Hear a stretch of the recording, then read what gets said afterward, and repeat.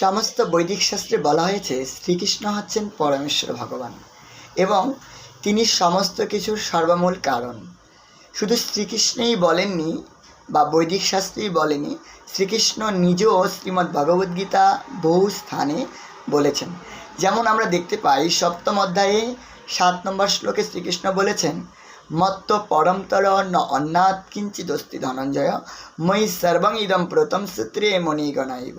হে ধনঞ্জয়, আমার থেকে কিঞ্চিত পরিমাণ শ্রেষ্ঠ কেউ নেই, আমি হচ্ছি সর্বশ্রেষ্ঠ। এবং আমরা দেখতে পাই শ্রীমদ্ ভগবদ্গীতার 10ম অধ্যায়ে পরমেশ্বর ভগবান শ্রীকৃষ্ণ বলেছেন, অহম সর্বস্ব প্রভবম মাত্র সর্বং প্রবর্তিতে ইতি মাতা ভজন্তে মাম বুধভাব সমন্বিতা। অর্থাৎ সমস্ত কিছু পরমেশ্বর ভগবান শ্রীকৃষ্ণ থেকে উৎপন্ন হয় এবং পরমেশ্বর ভগবান শ্রীকৃষ্ণ হচ্ছেন সমস্ত কিছুর মূল কারণ। শুধু তাই নয়, সমস্ত ঋষিরাও সে কথা বলেছে। শ্রীমদ্ ভগবদ্গীতার আমরা 10ম অধ্যায়ে 13 নম্বর শ্লোকে দেখতে পাই, অর্জুন সেখানে বলেছেন যে আহুস্তাম ঋষে সর্বা দেবশ্রী নারদস তথা অসিদ দেবলবেশ স্বয়ং চৈব প্রবেশিনী।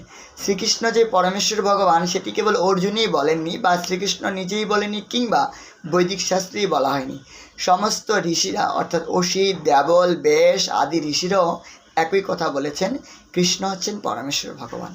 তো প্রশ্ন থাকে, কৃষ্ণ যদি পরমেশ্বর ভগবান হয়ে থাকেন তাহলে তার কেন জন্মগ্রহণ করা লাগছে, তিনি কেন আবির্ভূত হচ্ছেন বা তিনি কেন এই জগতে এসে কর্ম করেন? বস্তুতপক্ষে পরমেশ্বর ভগবানের এই জগতে কোনো কর্তব্য কর্ম নেই এবং কর্ম না করারও কোনো কারণ নেই। তারপরও তিনি কর্ম করেন কারণ তিনি হচ্ছেন সর্বশ্রেষ্ঠ এবং তাই তিনি নিজের আচরণের মাধ্যমে পুরো জগৎকে শিক্ষা প্রদান করেন। সে সম্পর্কে শ্রীমদ্ ভগবদ্গীতার 3য় অধ্যায় 22 নম্বর শ্লোকে পরমেশ্বর ভগবান শ্রীকৃষ্ণ বলেছেন, ন মে পার্থ অস্তি কর্তব্যম তিষু লোকেষু কিঞ্চন ন অনাব্যাপ্তম ব্যাপ্তব্যম বর্তি এবচ কর্মণি।